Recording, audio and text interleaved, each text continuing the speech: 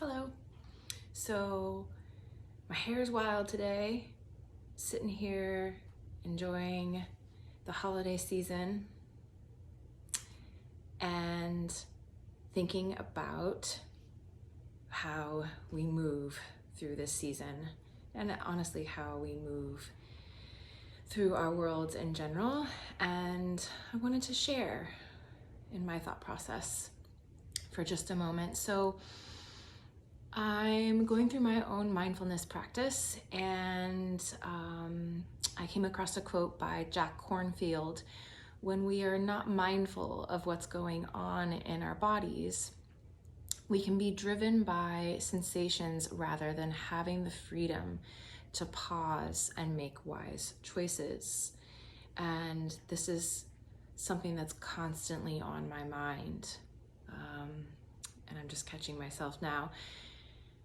Being aware in your body, aware in your movement, aware in your posture, how you hold yourself, and why. And as I'm exploring this in our newsletter this month, many examples came to mind, but one specifically for me is noticing periods in time when I'm feeling very sunken. I have a background in dance and I've been teaching movement for almost 20 years. So, I mean, you could say like, yeah, I have bad posture, but am I stuck that way because my chest is tight and my shoulders are rounded, and do I just need to stretch my chest and do more back exercises? Or am I going through a period of sadness, fear? What essentially, if I sit with my body and my breath and more gentle movement, what can come up? And so it leads me down this path of movement being so valuable for feeling good, but also when we use a mindful movement practice to investigate and explore and develop more awareness, and then we develop an awareness of like, and for example, I'll use myself as an example again, like I am always twisted one way, and I happen to notice that my legs are always somehow, I always find my legs going to my left and my torso twisting to my right. It's a movement pattern that's probably fueled by right side dominance, the spaces that I'm in, but it's also my unconscious tendencies. There are some, I'm gonna go out on a limb here,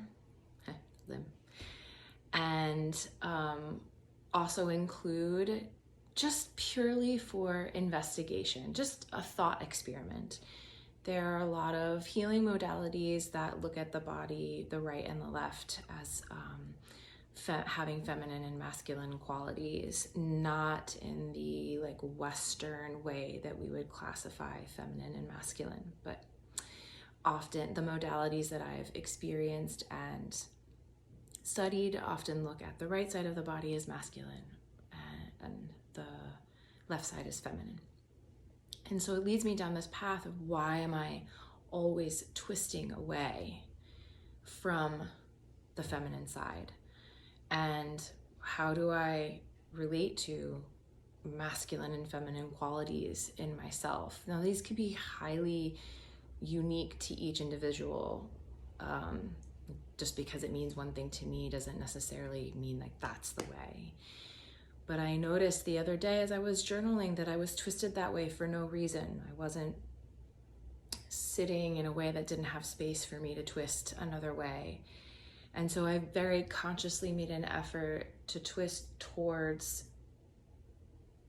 the feminine, twist towards my left, twist towards my non-dominant side, to move away from unconscious tendencies and more consciously look for some balance, and then sit with that. How does that feel in my body? Well, on a physical level, it feels tight, unfamiliar, a little harder to maintain. But if I sit with it for a little longer and breathe, another layer of realizations come to mind and open up doors for feeling physical ease, but also underneath that comes a mental ease. Underneath that came a little bit more permission to notice the ways that I feel unbalanced in my approach to conflict or my approach to worry, and finding a little bit more middle ground or ease lowers, it just changes how I feel in my body. And being in that for a minute and then having to step back into my daily life, the things that I have to do, it's always very clear to me that I engage with my tasks, my business, my clients, my friends, my family, my loved ones, in all of those ways, in all those categories. I engage with them differently after slowing down to check in and see, how am I holding myself? How am I moving? Why am I doing that? Where's that coming from? What if, do I need to do that? What if I try this instead? How does that feel?